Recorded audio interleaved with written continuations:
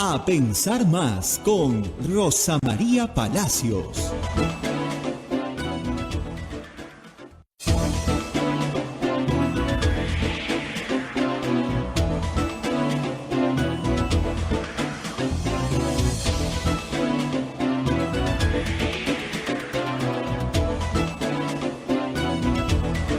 Señoras, señores, muy buenos días. Bienvenidos a Pensar Más con Rosa María Palacios desde Radio Santa Rosa para todo el Perú.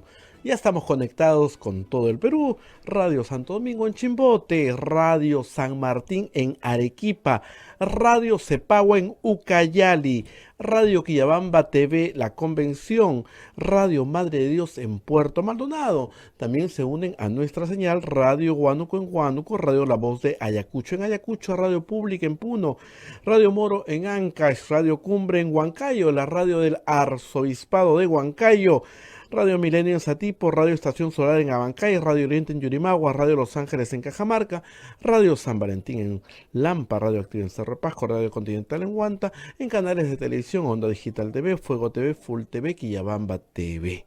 También nuestro plataformas móviles, el Facebook de Radio Santa Rosa, por donde usted nos está mirando, el Facebook de Radio Quillabamba, el canal de YouTube de Radio Santa Rosa y también nuestra página web www.radiosantarosa.com.pe.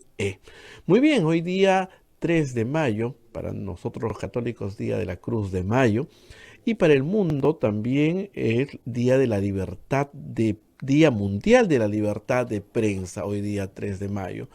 Y para el Perú se convierte en una fecha muy importante porque en unos minutos la Comisión Interamericana de Derechos Humanos está emitiendo su informe sobre el Perú, donde afirman que ha habido gravísimas violaciones de derechos humanos durante las protestas que hemos tenido en diciembre, enero. ¿Ah? Gravísimo.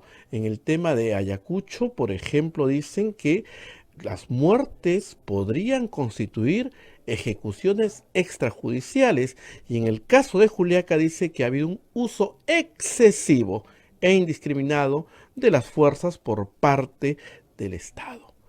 Informe muy interesante y muy preocupante para el gobierno peruano. Rosa María nos va a hacer el análisis al detalle de esta y todas las informaciones que tenemos. Rosa María, ¿cómo estás? Muy buenos días. Muy buenos días, Abel, y muy buenos días a todos nuestros oyentes en el Perú y en el mundo. Efectivamente, un muy mal día para el gobierno de Dina Boluarte. Después vamos a explicar por qué. Pero primero tenemos que cumplir con nuestras obligaciones comerciales.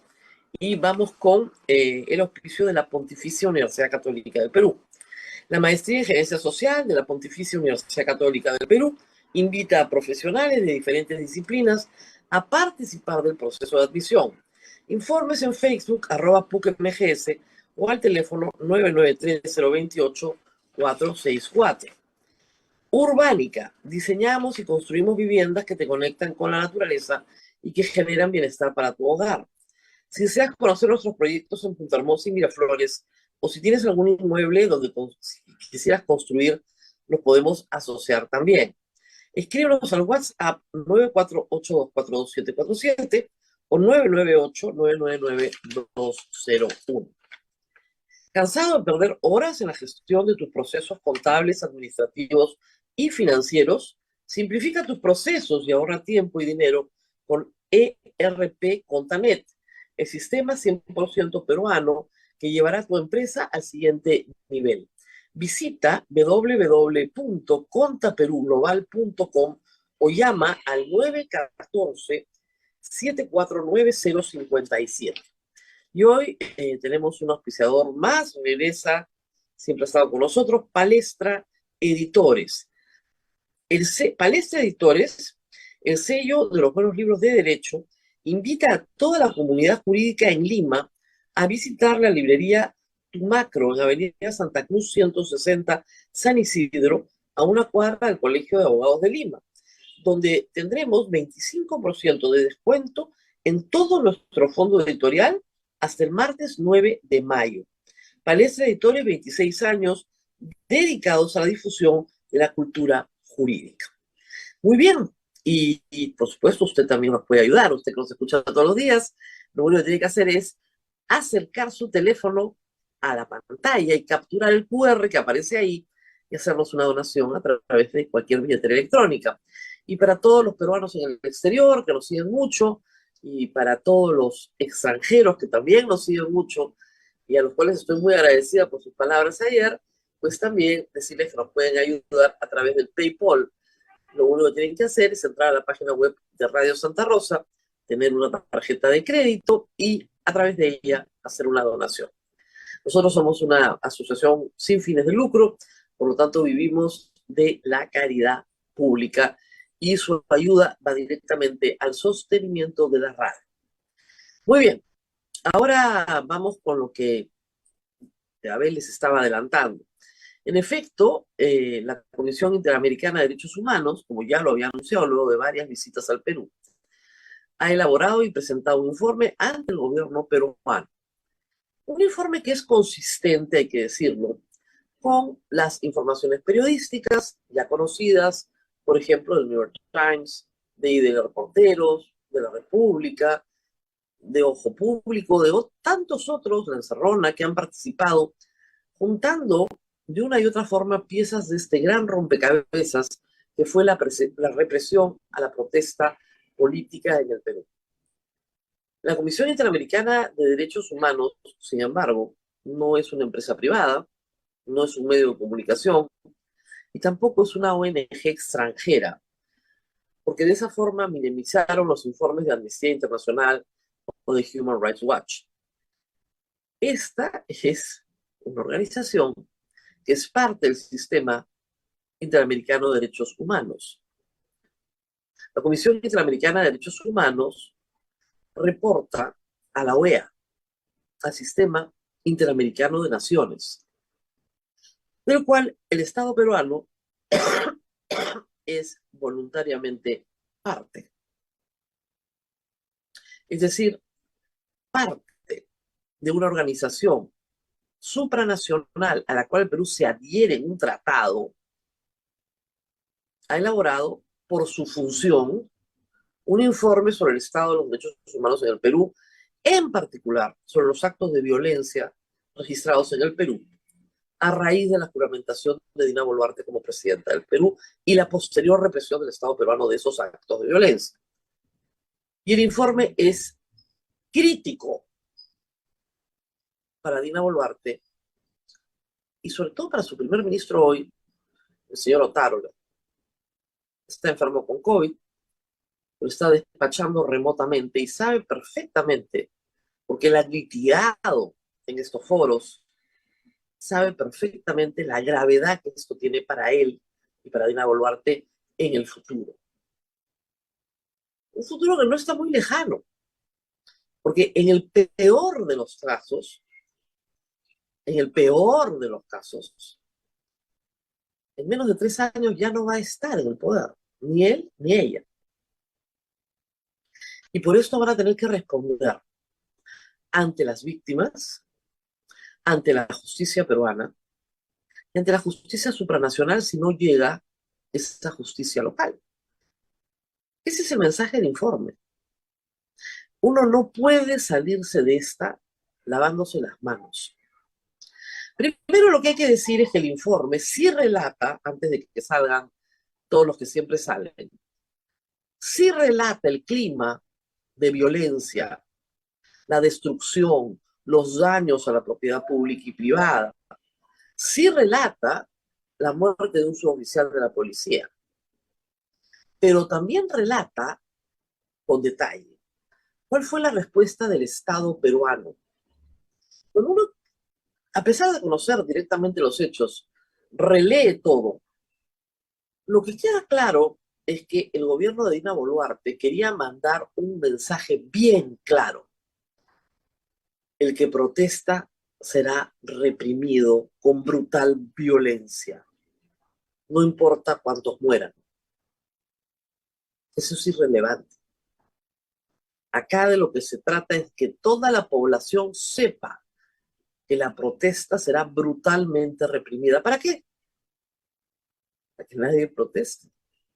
Para acallar la protesta en un régimen que hoy es autoritario, conservador y mercantilista, en una alianza en el Congreso que también es autoritaria, conservadora y mercantilista. Esa es la realidad. Algunos párrafos del informe.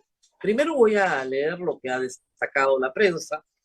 Acá la República pone en portada: la comisión condena enérgicamente el uso indiscriminado de la fuerza mediante armas de fuego contra población inerme por parte de agentes del Estado peruano. ¿Qué significa uso indiscriminado? Significa que me paro con un fusil y al que pasa le hago pen, pen, pen, pen. A lo que se mueva le doy. Eso está prohibido por todas las leyes peruanas y todo el marco internacional, y eso es lo que ha ocurrido. Las graves violaciones de derechos humanos, al tratarse de múltiples privaciones del derecho a la vida, podrían calificarse como una masacre. Masacre. Las masacres de Medina. Eso es lo que está diciendo el informe. Por supuesto, hay una dedicación especial a los casos de Ayacucho y Juliaca. En el caso de Ayacucho, hubo una desproporción en el uso de la fuerza letal, hechos que, al ser perpetrados por agentes del Estado, podrían constituir ejecuciones extrajudiciales. La forma más, sancionable de asesinato.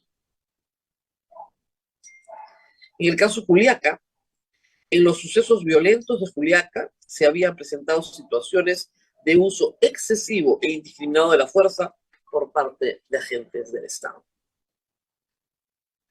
Hay algunos capítulos dedicados también, algunas páginas más de 120, dedicadas a los medios de comunicación, a la estigmatización de los que protestan, llamándolos terroristas, a la ausencia de información. Por supuesto, también hay algunas líneas dedicadas a políticos que han terruqueado a todo el mundo. Pero vamos a leer las conclusiones. Acá tengo algunos párrafos seleccionados para ustedes, o si no los quieren leer completo el informe, que está disponible, ya está circulando, vamos a leer algunas cosas. Y ustedes van a decir, sí, pero ¿por qué es tan importante esto? Bueno, a ver, chicos, con esto pueden meter presa en el futuro a Dina Boluarte. Así de sencillo. Y eso no va a pasar. Pueden mirar a la Diloes y ver que Alberto Fujimori está condenado por graves violaciones a los derechos humanos a 25 años de condena. Hay gente que cree que eso no va a pasar. Bueno, ahí tienen la prueba de que sí pasa. Y vamos con, estoy tratando de leer acá, pero es un poquito difícil, así que creo que estoy obligado a usar lentes, cosa que no hago normalmente en pantalla, pero no nos queda otra. Muy bien. En términos generales, ahora sí. En términos generales, la Comisión observa que la respuesta de las Fuerzas Armadas, las fuerzas estatales, no fue uniforme en todo el territorio nacional y que hubo graves episodios de uso excesivo de la fuerza en casos concretos. Ahí tienen al lado. En efecto, de la información recibida en Lima, Ica, Arequipa y Cusco, se desprende que la respuesta del Estado estuvo caracterizada por el uso desproporcionado, indiscriminado y letal de la fuerza. Esto se confirma por factores como el alto número de personas fallecidas y heridas, con lesiones en la parte superior del cuerpo por impactos de arma de fuego, incluyendo perdigones, así como la ubicación de un número importante de víctimas que ni siquiera estaban participando en la protesta o se encontraban en las inmediaciones de los focos de conflictividad. Hechos que deben ser investigados, juzgados y sancionados. En el caso de Ayacucho se registran graves violaciones a los derechos humanos que deben ser investigadas con debida diligencia y con un enfoque étnico-racial. Al ser perpetradas por agentes del Estado, las muertes podrán constituir ejecuciones extrajudiciales. Además, al tratarse de múltiples privaciones al derecho a la vida, dadas las circunstancias de modo, tiempo y lugar, podrían calificarse como una masacre. Por su parte, en el caso de Juliaca, la Comisión Interamericana de Derechos Humanos observa que en esa ciudad se habrían presentado situaciones de uso excesivo e indiscriminado de la fuerza por parte de agentes del Estado, que habrían resultado en graves violaciones de derechos humanos en contra tanto de participantes en la protesta como de terceras personas. Como fuera indicado, todo esto en el marco de una compleja situación violenta que inició con enfrentamientos dentro del perímetro del aeropuerto, en donde las fuerzas de seguridad fueron atacadas con piedras, palos y fuegos pirotécnicos como avellanas. La Comisión Interamericana de Derechos Humanos constató un deterioro generalizado del debate público, con una fuerte estigmatización por factores étnico-raciales y regionales, mediante mensajes que aluden a las personas indígenas y campesinas como terroristas, terrucos, senderistas, cholos, indios, entre otras formas despectivas. Estos mensajes no son inocuos, por el contrario, contribuyen a la creación de un ambiente de permisividad y tolerancia hacia la discriminación, estigmatización y violencia institucional en contra de esta población.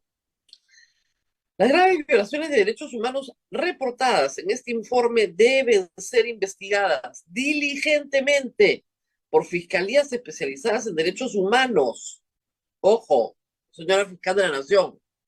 Además, deben ser juzgadas por jueces independientes, competentes e imparciales. Que bueno, es lo que todo el mundo espera, ¿no? ¿Qué más dice el informe? Vamos a seguir leyendo. Dentro de un plazo razonable, no a cualquier hora, y con observancia de las garantías del debido proceso. De encontrarse responsables, las personas perpetradoras deben ser sujetas a las sanciones penales correspondientes. Las víctimas de violaciones de derechos humanos deben ser reparadas de manera integral. La superación de la crisis en Perú requiere de un diálogo efectivo y de acuerdos en el marco del Estado de Derecho. El diálogo debe ser amplio, genuino e inclusivo, con enfoque intercultural y territorial, donde todos los sectores de la sociedad se sientan representados. Asimismo, se deben adoptar medidas dirigidas a fortalecer la institucionalidad democrática. Con fundamento en lo establecido en el artículo 41, literal B, de la Convención Americana sobre Derechos Humanos y con base en las observaciones realizadas durante la visita, así como del análisis de la información complementaria incluida en el presente informe, la Comisión formula las siguientes recomendaciones dirigidas al Estado de Perú.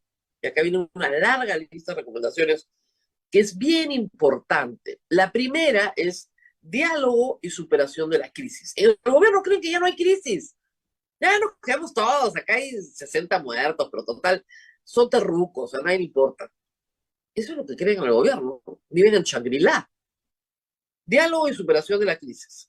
Diseñar e implementar desde el más alto nivel del Estado una estrategia de diálogo genuino con enfoque étnico y territorial que permita la escucha de todos los sectores y niveles de la división política y administrativa, en especial de aquellos que han sido los más afectados por la discriminación histórica, social y estructural del país. La segunda tiene que ver con seguridad ciudadana. Ah, eso que no tenemos. Sí, sí. Adoptar un plan permanente y obligatorio de capacitación y evaluación para las fuerzas de seguridad que intervienen en el desarrollo de las manifestaciones. Esto lo hemos dicho 60 veces. Ayer hemos escuchado un audio en la frontera con Chile, vamos a ir sobre eso después, donde un militar dice, vamos a cazar con Z extranjeros. Esa es la formación en derechos humanos que tiene la Fuerza Armada.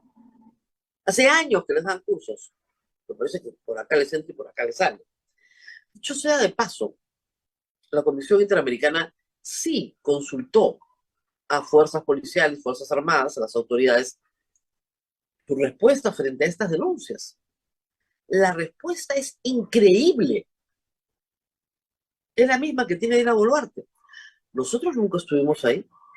Nunca estuvimos ahí. Nunca estuvimos ahí. Aunque usted no lo crea, hay videos, ¿no? La policía nunca salió en Juliaca de las instalaciones del aeropuerto. Nunca, nunca, nunca. Defendió el aeropuerto de un ataque y nunca salió del aeropuerto. Ya, oiga, y todos estos videos en las calles, es impresionante. Nosotros no tenemos nada que ver. No sabemos de qué nos están hablando. Hemos sido atacados. Nada más. Es imposible que con todo el material que hay, el Estado peruano pueda alegar que las Fuerzas Armadas y Policiales actuaron en legítima defensa. Eso no es legítima defensa en ninguna parte del mundo. Han disparado a personas transeúntes, menores de edad, personas que no estaban protestando y las han matado. Han matado a gente que estaba ayudando a los heridos. Todo esto está acá. Ojo, hay algo más.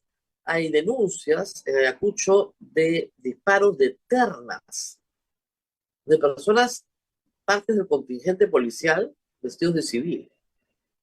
También está en el informe. ¿Qué más tenemos en el informe?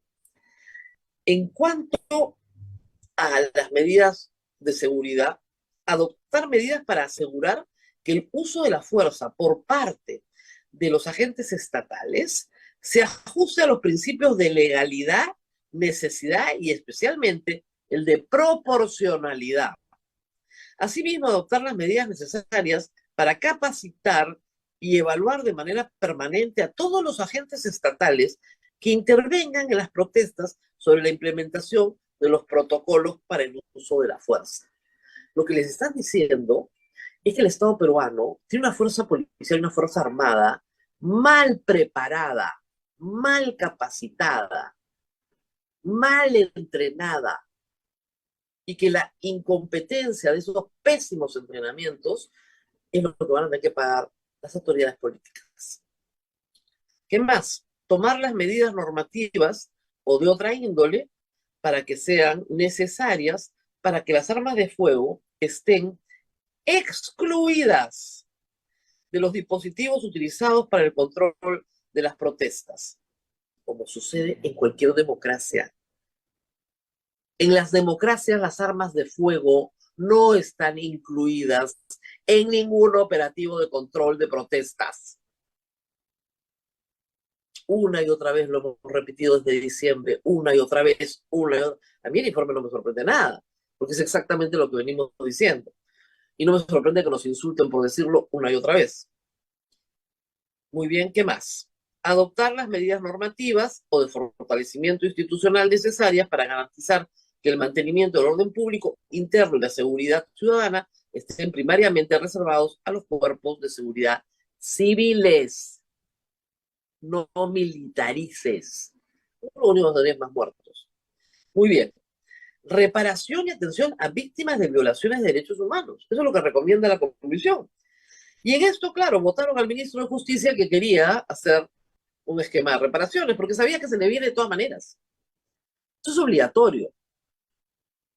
Adoptar medidas de reparación integral para las víctimas de violaciones de derechos humanos en el contexto de las protestas sociales, las cuales deberán incluir acciones de compensación, satisfacción, rehabilitación médica y psicológica, rehabilitación social, verdad y justicia y garantía de no repetición. Y eso es exactamente lo que el gobierno no quiere. El poder del gobierno estriba justamente en su capacidad de amedrentar. Hoy no va a haber protesta social, porque te mato. Esa es la promesa de Dina Boluarte. Si ustedes salen a protestar, yo les meto el ejército y la Policía Nacional con orden de matar. No, señor juez, yo, señora fiscal, jamás hemos dado orden de matar, jamás en nuestra vida hemos dado esa orden. Así, ¿por qué hay tanto muerto? ¿Eh? ¿Por qué hay 49 personas con proyectil de arma de fuego en el cuerpo?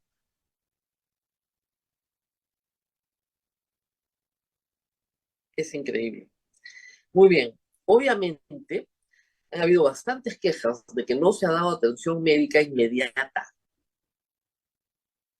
y que luego tampoco se ha dado atención médica continua para los heridos.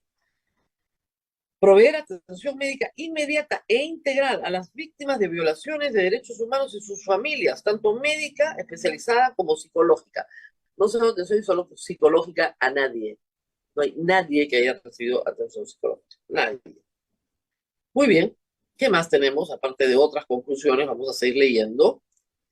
Respecto de la institucionalidad democrática, hay varias medidas, ¿no es cierto?, sobre la reforma política. ¿Ok? ¿Y qué dice?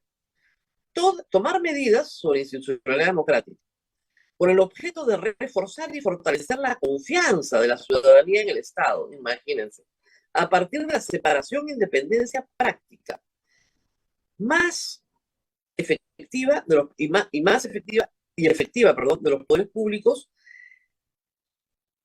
entes de control y del sistema electoral. No se metan a fregar al Jurado Nacional de Elecciones y a la OMP. Señores de la coalición conservadora, mercantilista y autoritaria. Lo único que quieren hacer es asaltar el Jurado Nacional de Elecciones. Lo que les dice la comisión es, bueno, ahí van a tener problemas.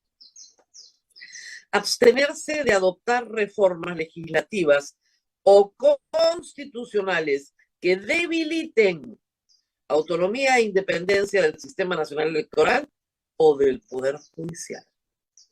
Porque saben por dónde viene. Ya eso viene. Delimitar las figuras de acusación constitucional, vacancia presidencial, por incapacidad moral permanente y disolución unilateral del Congreso, de forma que precisen con parámetros claros y objetivos las conductas sancionables y sus correspondientes consecuencias. Un asunto que hace 5 años venimos pidiendo. Reforma política. En fin. Sobre libertad de expresión, reunión y asociación. Ah, sí, porque esas libertades ustedes saben que existen, ¿no? Son derechos humanos fundamentales. ¿Qué dice la comisión? ¿Qué recomienda? Diseñar e implementar una política pública nacional permanente dirigida a la protección de los derechos de reunión pública, libertad de expresión y libertad de asociación. Dicha política deberá contar con la participación de todos los sectores de la sociedad. O sea, necesitamos que el Estado entienda que el derecho de reunión es un derecho constitucional reconocido por el Sistema Interamericano de Derechos Humanos y no me lo puede quitar el alcalde de Lima, ni el de Miraflores, ni el gobierno. La única forma de restringirlo es declarando estado de emergencia, señalando específicamente la razón por la cual se me restringe el derecho a reunión, y esa razón tiene que ser proporcional al fin y razonable. En esto, el gobierno ha vulnerado sistemáticamente el derecho de reunión, ha estigmatizado asociaciones y ha perseguido periodistas con sus fuerzas del orden. Una y otra vez, no estoy inventando nada, esto es lo que ha pasado en el Perú.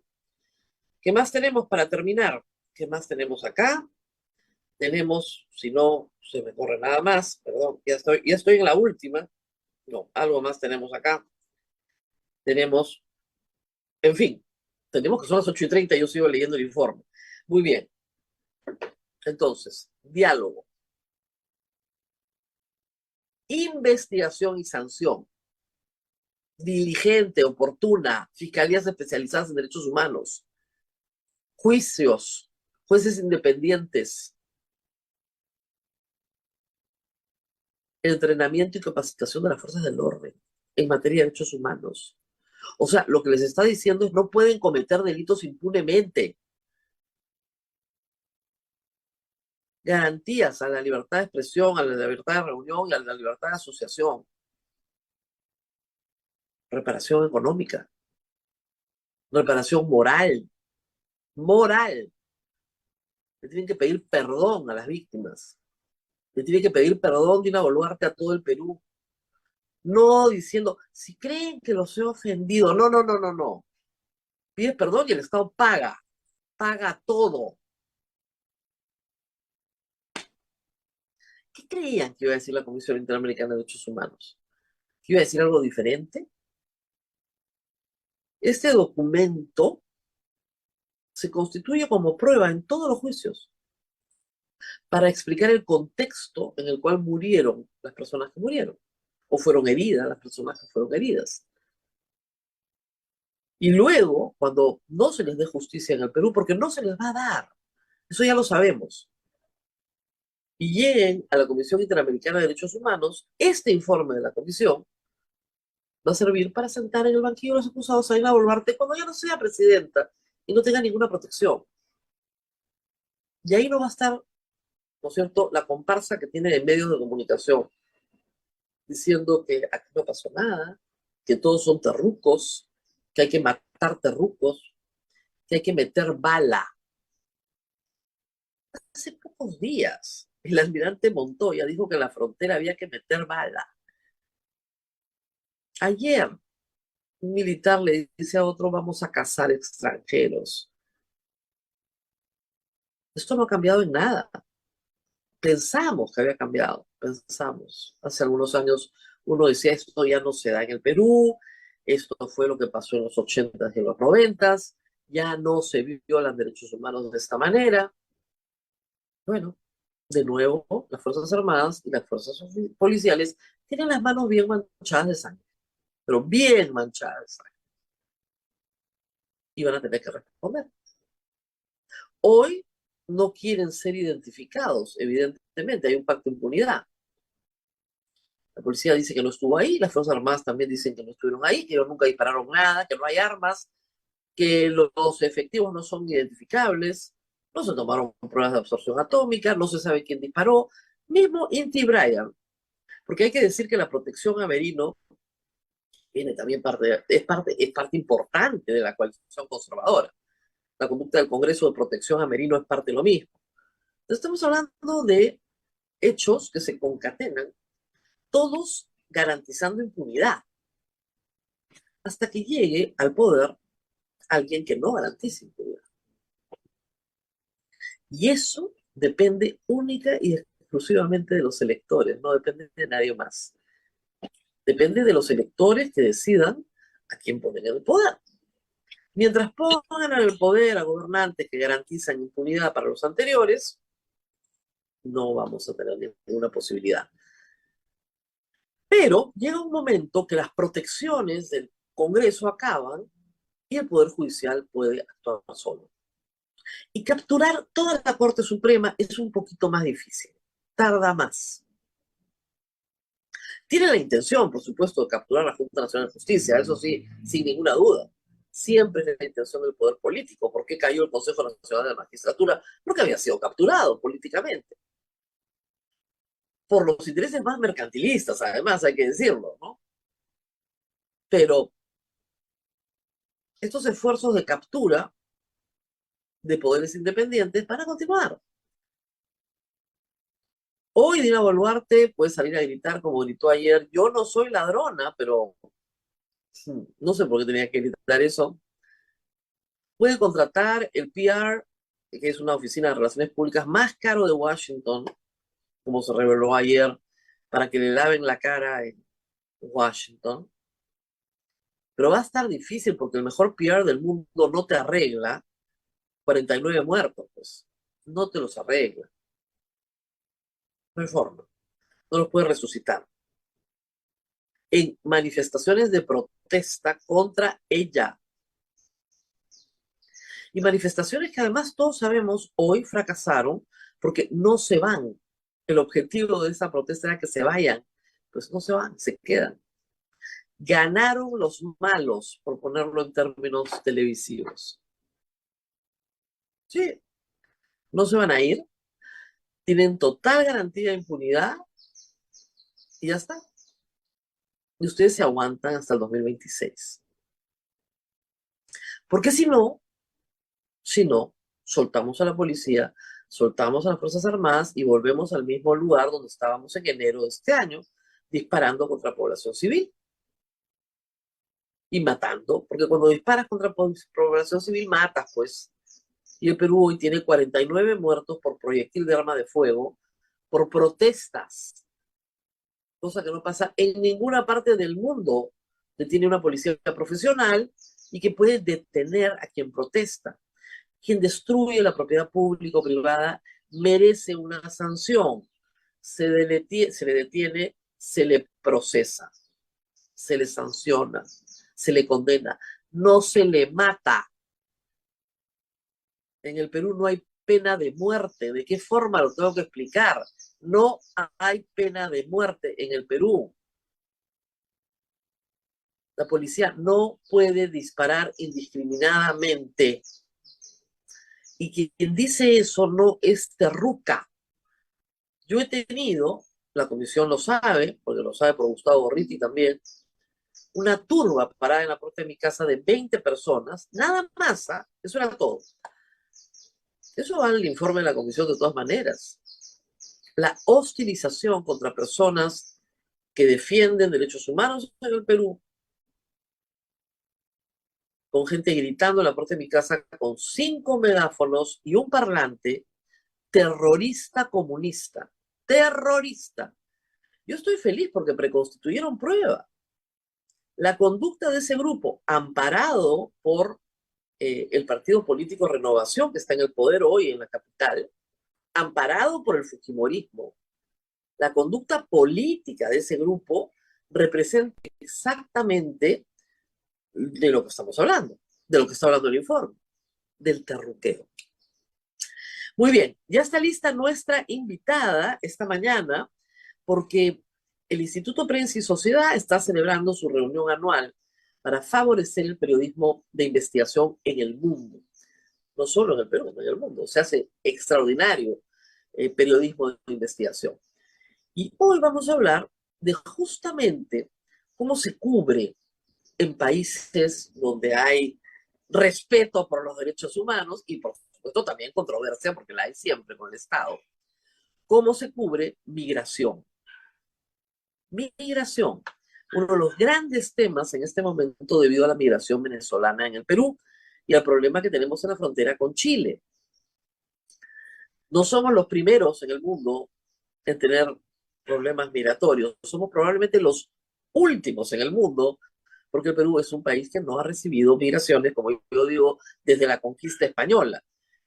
La primera vez que hemos recibido un gran flujo de migrantes es en el 2018, cuando empieza la diáspora venezolana, sobre todo América Latina. Para cubrir este tipo de eventos se necesita especialización, conocimiento, paciencia, empatía y una mirada fresca y una mirada que revalora a las personas. Y desde el periodismo se puede hacer eso. Nuestra próxima entrevista trata de esto. Vamos a ir a una pausa y regresamos. Así es, Rosa María, y también hay que decir que nuestra invitada está en la guerra con Ucrania, ¿no? Es bueno, sí, es nuestra invitada, además, migración y además. Guerra. Dos cosas, las dos cosas. Vamos. Silencio un segundo y ya regresamos. ¿Cansado de perder horas en la gestión de tus procesos contables, administrativos y financieros? Simplifica tus procesos y ahorra tiempo y dinero con ERP Contanet, el sistema 100% peruano que llevará a tu empresa al siguiente nivel. Visita nuestra página web contaperuglobal.com o llama al 914-7490-57 y también damos, como dijo ya Rosa María, la bienvenida nuevamente a Palestra Editores. Palestra International Center for Legal Studies presenta del 10 al 21 de julio el primer Summer Law School en Barcelona en colaboración con la prestigiosa Universidad Pompeu Fabra. Son 5 programas que se desarrollarán durante 2 semanas académicas en dicha ciudad. Inscríbete hasta el 6 de mayo con el 5% de descuento. Más información en nuestra página web institutopalestra.com o llama al WhatsApp, escribe al WhatsApp 994-820148. Palestra International Center. Volvemos.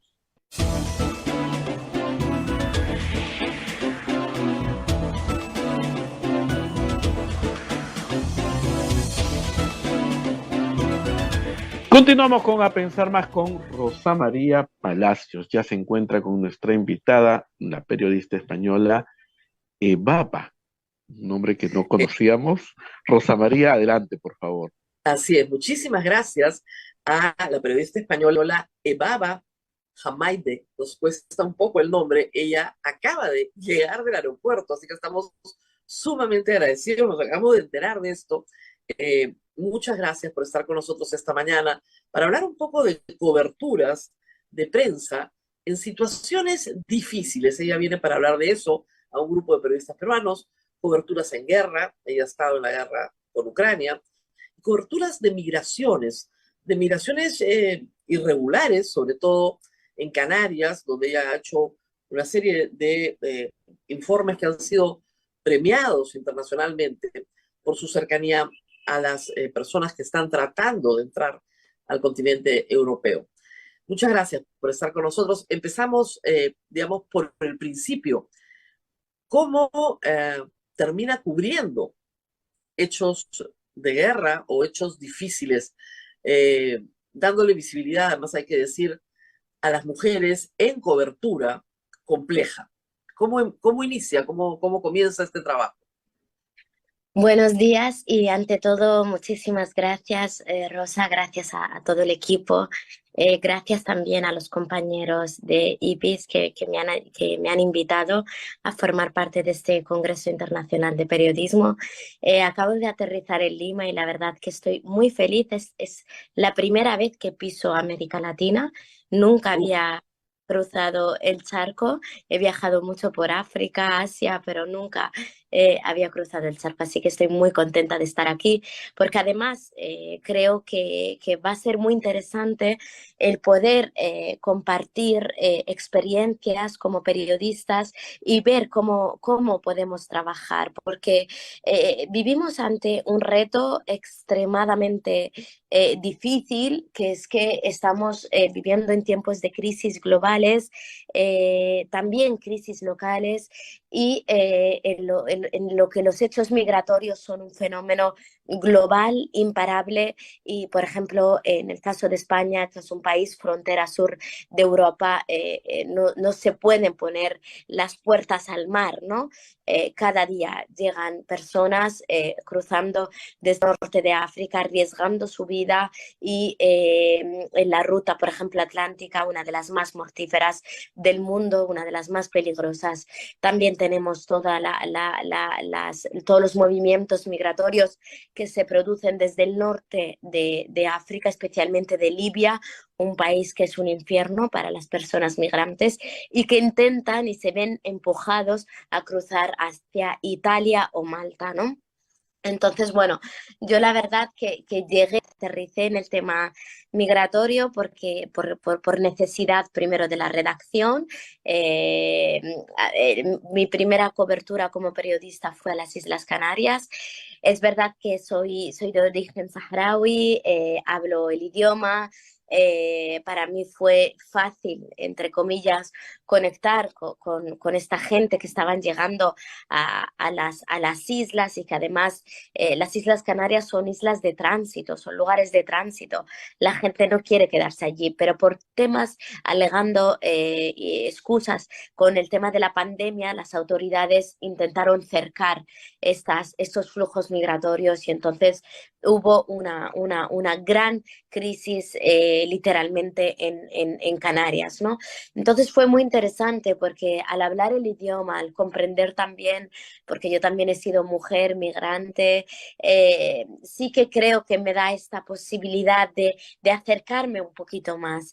Y para mí el gran reto era cuando desde Madrid veíamos las noticias de no sé cuántas personas han llegado en patera a Canarias, no sé cuántas personas, todo el rato eran 200 migrantes, 500 migrantes, miles de migrantes, están albergados en hoteles, unos titulares escalofriantes. Entonces yo fui con el objetivo de humanizar, ¿no? O sea, digo, pues, ¿quiénes son estas personas que llegan, ¿no? Y creo que allí es el gran reto periodístico. Entiendo que tus reportajes fueron premiados justamente por eso, por ponerle una cara a la migración. La madre que no tiene noticias de su hijo, los padres que no saben si van a llegar o no, familias rotas, partidas a un lado y al otro. Eso genera empatía, evidentemente, del público, porque eso es algo que es bien importante. Nuestras audiencias pueden ser hostiles a la migración. ¿Cómo manejar eso desde una redacción, desde una posición editorial? Nuestra audiencia es hostil a la migración y nosotros queremos ponerle rostro humano. ¿Cómo hacer ese balance? Es que yo creo que el periodismo no tiene que acontentar a nadie. Creo que los periodistas tenemos que ser molestos, tenemos que hacer ruido, tenemos que poner el dedo en la llaga en aquellos temas que nos están contando. Somos, dicen, el cuarto poder porque tenemos la capacidad de visibilizar. Y luego muchas veces creo que también en España nos pasa que infantilizamos a la audiencia. La audiencia, si sabe, si se le explica, la audiencia va a entender el dolor, por ejemplo, de Fátima, una mujer que lleva 10 años sin conocer el paradero de su hijo. Yo estoy segura que una madre que ahora mismo nos está escuchando y que ha visto a su hijo emigrar y que no ha vuelto a saber nada, no sabe si está vivo o muerto, y lee una de estas crónicas, puede llegar a empatizar con el dolor de esta madre. Yo creo que nosotros estamos ahí, el periodismo está ahí para ser molesto y para contar la realidad y para poner contexto lo que pasa, que cuando son situaciones tan complejas en las que a mí me da la sensación, Rosa, que en España, por ejemplo, el tema migratorio ha pasado a formar parte de los discursos políticos, ¿no? Se ha politizado. La derecha piensa de una forma, la izquierda piensa de otra forma. Se ha politizado tanto que se ha crispado, que se ha polarizado. Un tema de emergencia, un tema natural. Aquí en América Latina, tú lo explicabas bien, habéis sido receptores de migrantes durante tantísimos años y ahora es cuando estáis viviendo estos movimientos de población de un lugar a otro. Y esos movimientos se producen porque hay un porqué. Y en el periodismo, que tenemos que responder a las 5 W, el porqué es fundamental porque nos ayuda a contextualizar. Yo creo, no sé tú qué piensas aquí, porque yo no tengo los conocimientos de los flujos migratorios de aquí, pero por lo menos en España el tratamiento mediático se centra mucho en la frontera. Han llegado, pero no nos paramos en pensar el por qué. Y el por qué da muchísimo contexto. El por qué soluciona muchas dudas. El por qué es parte y nos sirve, si realmente respondemos a esta pregunta, para que nuestra audiencia y lectores entiendan por qué se están produciendo estos flujos migratorios. Porque a Los los tenemos acá, claro, no. igual que ustedes, siempre hay que decirle al público, mire, nadie se tira al mar, ¿no es cierto?, en una barca que se puede hundir en cualquier momento, si es que no está en una situación de desesperación. Yo les decía hace pocos días, entre Chile y Perú tenemos un desierto, nadie cruza un desierto cargando un niño sin agua si no está desesperado. Entiendan ustedes la situación de desesperación, porque como tú dices, hay un porqué detrás. No tengo trabajo, no tengo comida, no tengo que comer, en este lugar me van a matar, me van a encarcelar, tengo que huir, voy a morir voy a perder mi libertad, no tengo que comer. Mi familia no tiene ningún futuro, todos vamos a estar muertos si no nos movemos. Entonces, estamos hablando de un tema humanitario que a veces es muy difícil de explicar. Y el otro tema es la guerra. Y en la guerra, como siempre nos han explicado, la primera baja es la verdad, ¿no es cierto? Entonces, el periodismo, que es crítico, que está buscando la verdad, tiene muchas veces la desgracia de ser instrumentalizado, porque para los ejércitos la comunicación es un arma. Entonces, y la guerra es el arte del engaño. Entonces, terminamos siendo instrumentalizados dentro de una guerra como un arma frente al enemigo. ¿Cómo manejas esta dificultad para encontrar la verdad en un contexto de guerra como el de Ucrania, además? Mira, Rosa, yo te reconozco que soy joven, o sea, acabo de cumplir 30 años y a mí la primera vez que me mandaron a Ucrania, que fue hace un año, lo pasé realmente mal, porque yo digo, no sé cubrir una guerra, no sé qué responsabilidad hay sobre mí para poder entender conflicto, entender todas sus dimensiones y explicarlo, porque además lo que tú bien acabas de explicar, en una guerra el periodista no solo tiene que contar las historias, sino también tiene que saber qué es propaganda y qué es verdad, dónde está la noticia. Además, todo eso se suma al riesgo personal al que nos sometemos, ¿no? Entonces, yo me refugié mucho y me alegro mucho porque creo que en un contexto como, por ejemplo, la guerra actual entre Ucrania y Rusia, que no sabemos que sus dimensiones son enormes. Los intereses que hay de geoestrategia son abismales. Hay muchas cosas a las que no podemos llegar, ¿no? O sea, como redactores sobre el terreno, porque además tú estás reporteando sobre el terreno. Entonces a ti lo que te llega por agencia te lo comentan tus compañeros de la central, pero tú estás a lo que estás. Entonces, ¿sabes cómo yo conseguí o intenté contar la guerra? A través de las historias. Para mí la guerra estaba en las señoras mayores que vivieron la ocupación de Bucha, que vieron cómo los militares rusos ocuparon su población durante muchos días y que convivieron con ellos y que me explicaron las barbaridades que pasaron. Pero también la guerra es el joven que ve que Ucrania impone el servicio militar obligatorio a todos los hombres y que hay hombres que no quieren ir a este servicio militar. Entonces, creo que la guerra, yo intenté centrarme en las historias, porque las historias nos pueden dar un contexto de la realidad increíble, o sea, nos pueden situar más que cualquier otra fuente, sobre todo estando en el terreno. Y además, estas historias nos ayudan a hacer llegar lo que queremos contar a la audiencia. Y allí vuelve otra vez la empatía, ¿no? Conseguimos que las personas que nos ven, que nos escuchan y nos leen puedan empatizar con estas mujeres mayores que se han quedado desamparadas en Ucrania bajo los bombardeos. Claro, y yo enseño también, generar la confianza es un trabajo muy, muy difícil y muy delicado. Uno de los grandes problemas que tenemos hoy en la prensa peruana es que muchísimos periodistas no pueden ir a ciertas zonas del Perú, sobre todo al sur andino, porque no hay confianza, porque la versión que se da de los hechos no empatiza con lo que ellos quieren decir. Entonces hay una hostilidad hacia la prensa. Eh, ¿cómo, ¿Cómo ir ganándote la confianza de la gente? ¿Cómo haces?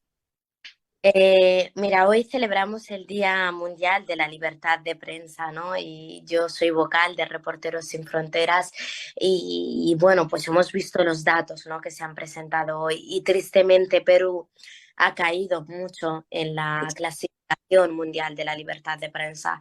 Eso es triste y donde no hay buena prensa, no puede haber una democracia. Donde hay una hostilidad hacia la prensa, no puede haber un ejercicio libre. El periodismo no es enemigo, no es enemigo del pueblo. El periodismo tiene que ir del lado del pueblo.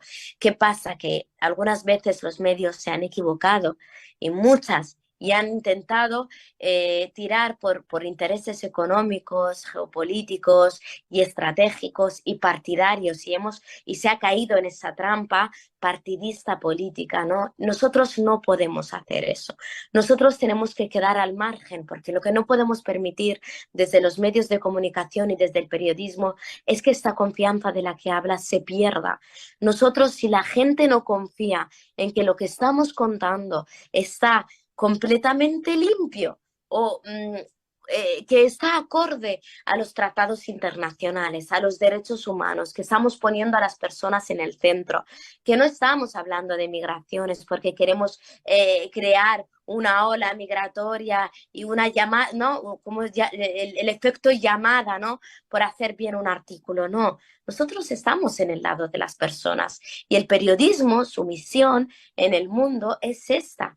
¿Qué pasa? Que cuando se crea esta desconfianza, esta descalificación, que igual nos la merecemos, pero que no podemos tolerar y que no podemos permitir, Rosa. Yo quiero pensar en que no podemos perder ese respeto. Tenemos que intentar nosotros también defendernos porque los políticos también quieren hay unos intereses por deslegitimar nuestra labor, por deslegitimar lo que hacemos, por llamarnos de mentirosos, y eso lo hacen los grandes poderes frente a nosotros. Entonces creo que es muy importante reivindicarnos, es muy importante reivindicar nuestra honestidad, que nuestra honestidad lo único que tiene que tener es poner los derechos humanos y a las personas en el centro. Entonces, para poder evitar esta descalificación y que contar lo que ocurre no puede ser peligroso en nuestros países. Nosotros tenemos el derecho de entrar en nuestras calles, de pisar nuestros barrios, de hablar con nuestros vecinos y vecinas, de hablar de las zonas rurales. No todo pasa en Lima o no todo pasa en Madrid. Tenemos el derecho de acercarnos a estos sitios. Tenemos el derecho de escuchar a los periodistas locales, a los periodistas que cubren zonas rurales. Ellos no pueden estar en peligro. Si su vida queda peligro, nosotros, la opinión pública y la sociedad es más ciega y eso es lo que tenemos que entender. Muy bien, tenemos que hacer, todavía no, todavía tengo 2 minutos antes de irme a la pausa. Quería que nos hables un poco de lo que vienes a hacer al Perú, porque mucha gente debe tener curiosidad, de qué le vas a hablar a los periodistas jóvenes como tú, qué estás viniendo a hacer al Perú. Bueno, yo creo que en esta entrevista hemos hecho un pequeño adelanto. A mí lo que me pidieron era compartir mi experiencia a la hora de cubrir migraciones y conflictos. Entonces, aparte de mi experiencia, sí que creo que va a ser muy interesante pues analizar esos titulares que muchas veces pueden llegar a ser poco periodísticos y más políticos, ver un poco cuál es el procedimiento. Contar historias tampoco es fácil, cualquier historia tampoco nos sirve. Bueno, pues intentaré compartir con los periodistas peruanos a los que tengo muchísimas ganas de conocer, y en un rato ya iré al Congreso para escuchar también a las demás ponencias. Pues intentaremos compartir eso, ¿no? Hacer un taller que sea interactivo, que ellos también me puedan preguntar y bueno, pues para intentar hablar y reflexionar sobre todo eso. ¿Cómo hacer con los estigmas? Nosotros tenemos población estigmatizada, ¿no? Lamentablemente la ignorancia se llena, ¿no es cierto?, con lugares comunes. Los venezolanos son así, ¿no? Y lamentablemente pasa también en la migración europea, el que llega es imputado de delincuente, ¿no? De persona que hace daño a la sociedad. O que al dejar la puerta abierta, claro, hay algunos que no son, pero traen el delito, traen la prostitución, traen la pobreza. Hay todo este tema de la aparofobia, ¿no? No queremos que los pobres del mundo vengan acá. Ya tenemos los nuestros y eso es más que suficiente, ¿no? Allí está. Es el tema es la pobreza. Si estos migrantes fueran ricos, todo el mundo los querría. El problema no es el color de piel, es que somos pobres. Entonces, ¿cómo sin insultar a la audiencia ni al político, manejar estos estigmas en tus reportajes? Es muy importante, Rosa, que desde el periodismo le demos valor a las palabras. Las palabras no pueden ser vacías, las palabras dicen algo y cada palabra tiene un peso. Nosotros somos muy responsables como periodistas de las palabras que utilizamos. La palabra es importante, no podemos menospreciar la lengua, el vocabulario que se utiliza. No es igual decir una avalancha que decir un grupo de personas. No es igual decir 1000 migrantes venezolanos. No es igual reproducir, por ejemplo, vi hace poco un titular de aquí de Perú, ¿no? De que se había decretado un estado de emergencia porque Duarte decía que traían la delincuencia. Esta delincuencia, si la queremos utilizar, hay que ponerla entre comillas y hay que cuestionarla. ¿Por qué puede generalizar? Porque si generalizamos creamos estigma, estamos creando estereotipos y estamos sobre todo en muchas ocasiones vulnerando derechos de personas que quizás ser escuchadas en los puestos migratorios, que para eso hay unos procedimientos y quizás tengan el derecho al asilo y al refugio, quizás estén siendo perseguidas, quizás, pero en esta generalización de poner a todo el mundo en el mismo saco es gravísima. Es gravísima. Y esos clichés y estas palabras vacías, como si no hicieran daño, es muy peligroso. Y es peligroso por ellos, pero también por nuestra sociedad. Porque, como os decía, la inmigración va a estar ahí siempre. Entonces, si ese vocabulario es amable, es comprensivo, si las personas que llegan a Perú ven que en Perú no tienen ninguna salida, seguirán su ruta migratoria. Nos pasa en España. No quiere que la gente quiere seguir. Entonces, dejemos que estos flujos sean naturales, dejemos de hablar solo de la llegada, porque luego tenemos a muchos migrantes que son nuestros vecinos, que están en nuestros barrios, que sus hijos estudian con nosotros. Con ellos no pasa nada. Dejemos de alarmar en la frontera, dejemos de hablar de estas fronteras de forma militarizada constantemente y solo de los que llegan. Hablemos del después, de cómo es la vida de estas personas después, cómo se intentan integrar en nuestra sociedad y sobre todo tenemos que hablar del origen. El origen no puede obviarse. En África tenemos guerras, en Sudán ahora mismo hay una guerra, la situación en Libia es un infierno, se vulneran todo tipo de derechos. Entonces, no queremos tampoco no dejar de contextualizar esto. Entonces, si a la audiencia le contamos cuál es la situación en Libia y que hay personas, hay chicos con los que yo he estado que han sido violados sexualmente, encarcelados, que han sido detenidos arbitrariamente para pedir dinero a sus familias y que no les quedaba más remedio que tirarse al mar, allí tenemos una respuesta de contexto. No sé, Claro. Es difícil, pero en nuestras manos está. Claro, es difícil, pero en nuestras manos está. Eso es la pura verdad. Y bueno, simplemente darle las gracias a Eva. Acaba de aterrizar, lo cual me parece una gentileza de su parte enorme habernos atendido. Tiene que ir al Congreso y le deseamos, por supuesto, una feliz estadía. IPIS quiere este Congreso hoy y mañana, donde se ve todo lo que es periodismo de investigación. Hay muchos periodistas jóvenes inscritos y es una oportunidad porque se está celebrando en el Perú, no siempre se celebra en el Perú, es regional, va por distintas regiones, así que estamos, por supuesto, muy complacidas de tenerla acá y que esto sea, digamos, el principio de muchos viajes a América Latina. Esperemos que pueda volver en algún momento, Ojalá que sí. Muchas gracias, Rosa. Gracias a todo el equipo. Gracias por contar conmigo esta mañana. Muy bien. Y nosotros nos vamos inmediatamente a lo que está pasando en el mundo. La Comisión Interamericana de Derechos Humanos en Washington ya tiene en este momento una presentación vía Zoom, estoy viendo, donde están adelantando ya las conclusiones de lo que hemos comentado esta mañana. Este es un evento muy importante para el Perú, aunque tal vez sea silenciado por alguna prensa, pero es poner en el ojo del mundo la situación de lo ocurrido en el Perú. Y para los demás estados, ese informe tiene un enorme valor, porque ese informe es lo que va a permitir tomar posición sobre los acontecimientos en el Perú. Y es un informe, hay que decirlo, demoledor para el gobierno, ahí lo tenemos en el recuadrito, para el gobierno de Dina Boluarte. Y es demoledor porque, como acaba de decir Baba, las palabras importan. Y se habla de masacre, se habla de ejecuciones extrajudiciales.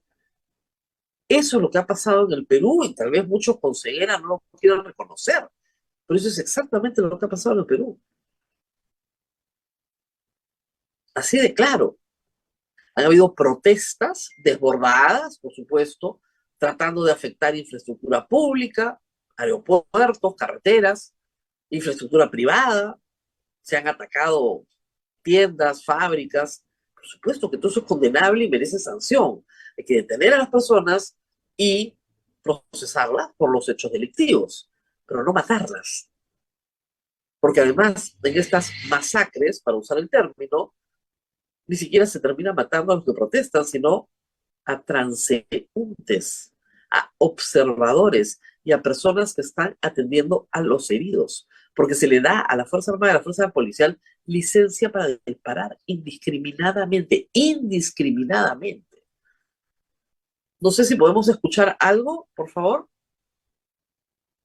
Señor Rosa María, ¿podemos el A ver. audio? Sí, ahorita, en este momento.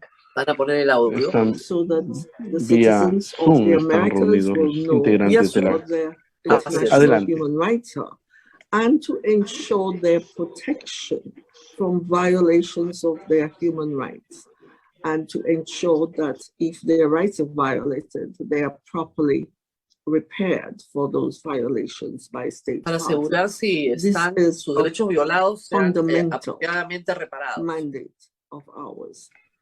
And I want to Está en thank inglés y esto va a all ser the difícil para journalists nuestra and audiencia, media así persons que who voy were a hablar un present poco here yo today, sobre lo que se está hablando, pero cuando pase a especially those who castellano vamos a tratar de participated traducir with un poco. questions.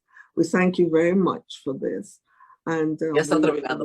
Se está agradeciendo a la comisión por su trabajo. work of the commission and give it the widest publicity that you can, so that people will understand what the commission does in the respective countries and the region, indeed in the world, because I know you would be followed throughout. And those who are online with us and have Está hablando de attended que hay this que darle process, publicidad al I informe also para que el thank you mundo very entienda lo much que for hace taking la time out comisión, to be with us. que de esa manera And está segura que el before mundo va a the seguir este last informe. group of thanks, I thank the translators for assisting us this morning with their translations as usual. And then I thank my brothers and sister commissioners who are present here today and who have assisted us in answering these questions, especially those who were directly involved with the work in Peru. And I thank all the members of the Secretariat who, as usual, work very hard to support us, and also our special rapporteurs. I see the rapporteur on economic, social, cultural rights is still with us. Thank you for being here, Soledad. Está agradeciendo a Thank you todos los que han all very participado en la for your elaboración del informe participation. y Goodbye. habla de sus hermanos y hermanas vinculadas a este trabajo. Vamos a ver si la conversación sigue en español. La mayoría de los comisionados son absolutamente bilingües, así que no, ya terminó, ya fue la presentación, me parece que acaba de terminar. La comisión es bilingüe porque los dos idiomas que se hablan en nuestro continente son inglés y castellano. Hay algunos también en francés, pero básicamente los idiomas oficiales de la OEA son inglés y castellano, y por eso ustedes encontrarán estos textos de manera bilingüe. Ya entenderán por qué el gobierno contrató la embajada de los Estados Unidos, la embajada de Perú, perdón, en los Estados Unidos, contrató una oficina de relaciones públicas que ha costado más de $100,000, ¿no es cierto?, durante febrero, marzo y las 2 primeras semanas de abril, me parece. Ahí está el contrato. Claro, claro, es que este informe es demoledor para el Estado peruano. Nadie invierte en un país donde masacran a la población. Es así de simple. O sea, no hay inversión privada, no hay apoyo internacional. A ver, vamos a ponerlo de una manera. Es muy mal visto, ¿ok? Que estés ametrallando poblaciones indígenas que protestan. ¿Tú crees que un PR te va a resolver ese problema? No te lo va a resolver. Ni Dios te resuelve ese problema. Han hecho cosas desastrosas y no las pueden enmendar. Y en vez de enmendar algo, reparar algo, reconocer, hacer las investigaciones, sancionar, lo único que han hecho una y otra vez es obstaculizar toda posibilidad de investigación y de sanción, empezando por la fiscal de la Nación, que le quita a todas las fiscalías locales el trabajo para centralizarlas en Lima. Y todos saben que no va a pasar absolutamente nada. No ha pasado nada. Todo esto con el ánimo de dilatar los procesos de investigación. Una Policía Nacional que no entrega ningún plan operativo a ninguna fiscalía. Y un ejército que no va a entregar nada tampoco. Nunca lo han hecho, ¿por qué lo van a hacer ahora?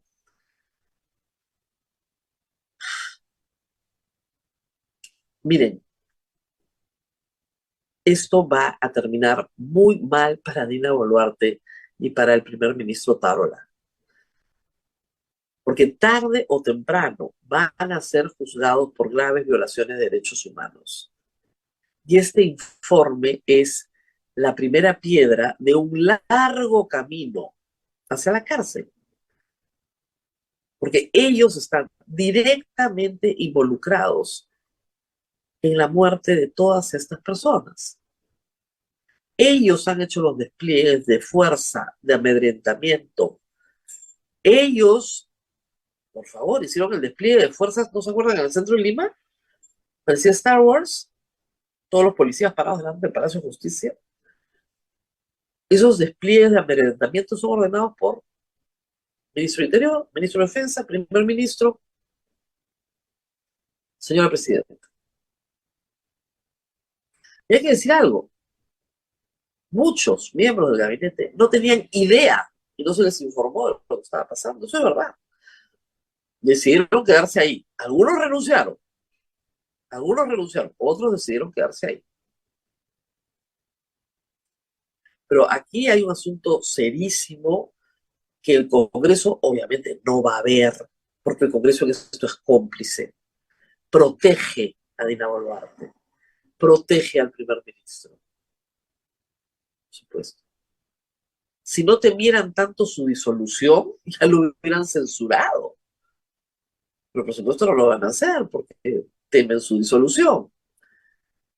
Y si Dina Boluarte realmente quisiera satisfacer el deseo de la mayoría de la población de cambiar de régimen, ya hubiera renunciado para convocar elecciones.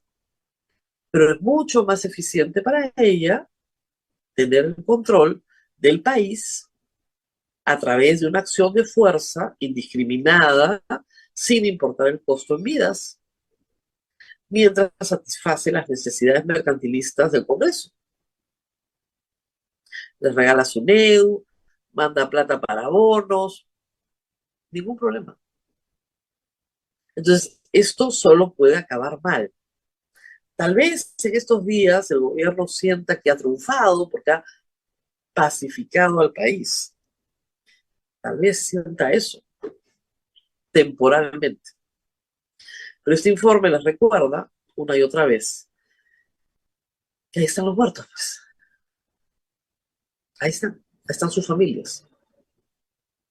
Y van a esperar.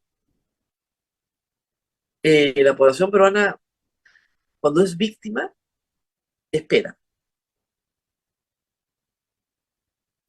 Mire, la familia del señor Hugo Bustíos esperó 35 años.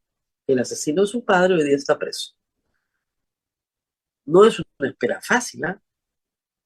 Para nada. Se necesita mucho amor para esperar tanto. No es una espera fácil. Ahí están los deudos de la Cantuta, los deudos de Barrios Altos. No es una espera fácil, pero está probado que en el Perú los deudos de las víctimas saben esperar. Este informe es el primer peldaño de una causa que será seguida contra Dina Boluarte de todas maneras como presidenta del Perú y contra los ministros que la acompañaron en esta aventura nefasta para la vida. Que no se diga que no se advirtió una y otra vez. Se advirtió 1000 veces. Y ahí están los resultados. 9:17, no sé si hay alguna pregunta del público, Abel. En el caso de que la señora Boluarte vaya a juicio cuando termine su mandato, ¿cuál es la prognosis de pena? Uy, ay, ay. 25 años. Estás hablando de asesinatos. O sea, hay que entender que la vida es el bien jurídico más protegido. Después viene la libertad y después la propiedad. Pero lo que más protegemos es la vida. Los crímenes que tienen mayores sanciones en nuestro Código Penal son aquellos que involucran la pérdida de la vida, porque es irreparable. Irreparable. Entonces, un homicidio calificado, o sea, lo que se llama asesinato, tiene una mínima de 25 años. Estamos hablando de eso. O sea, no, esos no son homicidios culposos, ¿ok? No es un atropello. No, no, no, no, no. Aquí hay, lo que está diciendo el informe, una estrategia deliberada a lo largo de varios días y por muchas horas cada día de disparar indiscriminadamente contra población civil, sin importar quién muera. Eso es gravísimo. Es una, como dicen, masacre. No es cualquier asesinato tampoco, es el asesinato más grave que puede existir, el que se perpetra desde el Estado en forma indiscriminada, constituyendo una masacre por el número de muertos. Las palabras no son utilizadas al azar acá. La palabra no es un titular que hace ruido. No, no, no, no, no. Esas palabras tienen categorías jurídicas. Yo no sé si a Dina Boluarte le han explicado esto o no. Ojalá que alguien se lo haya explicado, porque por lo menos sabe a qué se enfrenta. La protección que tiene como presidente de la República se acaba a los 5 años de haber dejado el cargo, además. Sí, este Congreso la puede proteger, el que venga también, pero tarde o temprano no va a tener la protección. Alberto Fujimori se sentía muy seguro en el año 92 con el grupo Colina operando, pero muy seguro, y lo reeligieron, y nadie lo tocó en 95 a 2000. Y ellos aseguraron, sí, efectivamente, de sacar una ley de amnistía, ¿no? De tener un sistema de justicia militar paralelo también. ¿Y qué pasó? Para el año 2000, cuando cae el gobierno Fujimori, huye, se le acaba la protección. Y las familias habían litigado con constancia ante la Corte Interamericana de Derechos Humanos. Y los casos Cantuta y Barrios Altos determinan que no hay amnistía posible, ni indulto posible en graves violaciones de derechos humanos. Sentencia que luego se aplica al propio Alberto Fujimori cuando trataron de indultarlo.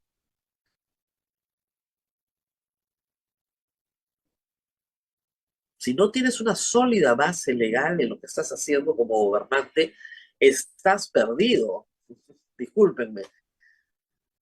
Y lamentablemente a nuestros presidentes siempre les falta asesoría jurídica de primer nivel. Siempre.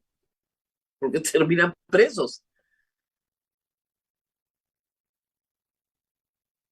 Es algo que tiene que entenderse con facilidad. No puedes hacer ciertas cosas porque eres presidente, no las puedes hacer.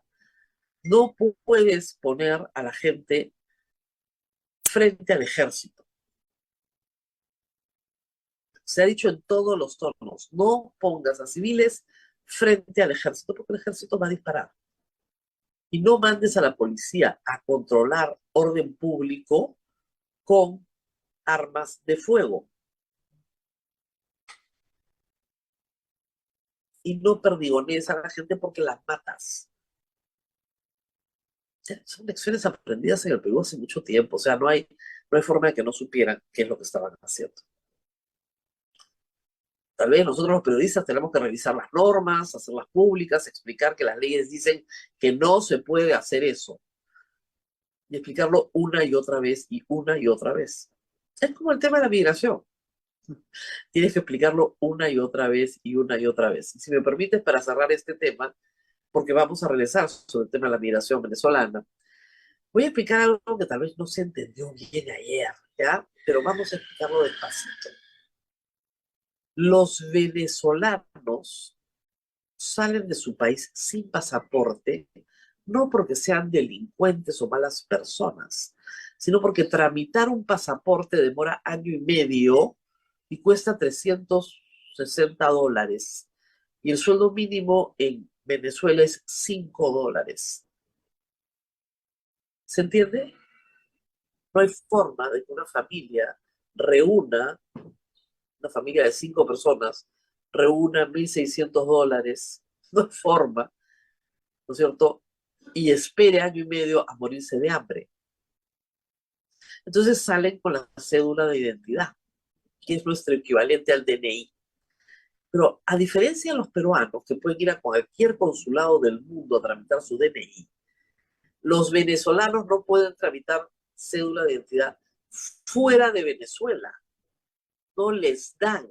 Entonces, la cédula se te pierde, te la roba, o finalmente vence, porque tiene una vigencia de 10 años.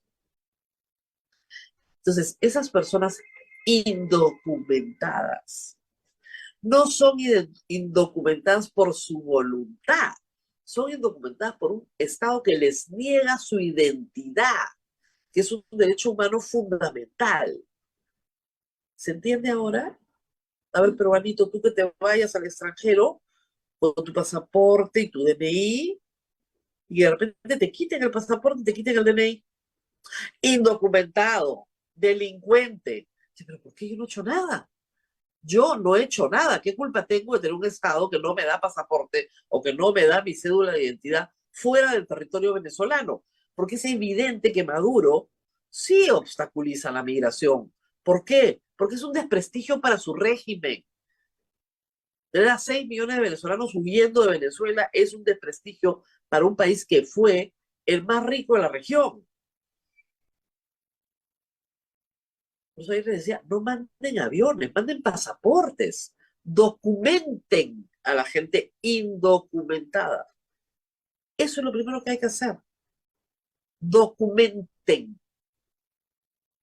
Venezuela se niega. Bueno, el Perú es signatario de varios tratados que conceden a los refugiados algún nivel, ¿no es cierto?, de identidad. Refugiados, lo que ha hecho el Perú, se niega a declarar a los refugiados. No ha declarado refugiados más de 20.000 del supuesto 1,5 millones que tenemos en el Perú. Ni a 20.000, solo 25.000 era el total de refugiados desde que llegaron. No quiere dar refugio a nadie. Los carnets de extranjería, que supuestamente tienen que darse a todo el mundo, están siendo tramitados por una superintendencia de migraciones que ya sabemos lo que es. Que se computa el Ministerio de la Migración y no tienen ni las máquinas. ¿Saben cuántos carnets de extranjería pueden entregar al día? 1.500. 1.500 carnets de extranjería. Y los carnets que tienen que sacar también los venezolanos, si no quieren sacar, Si no quieres sacar carnet de extranjería, puedes sacar un carnet de permanencia temporal, el CPP, ¿ok? Ese carnet tampoco pueden entregarlo a la velocidad que lo tienen que entregar para documentar a 1,5 millones de personas. Porque es una operación logística mayor. Es como vacunar a toda la población peruana. ¿Se dan cuenta? Hay una operación logística de proporciones. En vez de regalarles 45 millones de soles a los congresistas para que bonifiquen a sus trabajadores y no los denuncien por mocharles el sueldo, hubieran podido gastar esa platita, ¿no es cierto?, en crear un sistema que te expida, no sé, 10,000 carnets de extranjería al día.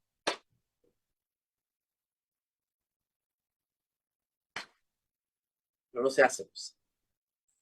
Y en un año tienes a todos documentados. No hay ningún interés en documentar a los extranjeros, ni en su país de origen, ni en el país receptor. No los acusen de indocumentados, porque no tener el documento no es culpa de ellos. Es culpa del país emisor y del país receptor. Lo único que tienen que hacer es eso. Chile está empadronando. ¿Qué categoría jurídica tiene el empadronamiento? No lo sé. Salvo para que quieran hacer un manifiesto en el avión y subirnos. Venezuela no va a mandar los aviones porque se los embargan, pues. Porque es un país quebrado. Si documentan a la gente, se acaba el problema. Punto. Tienes que documentar a la gente. Nada más.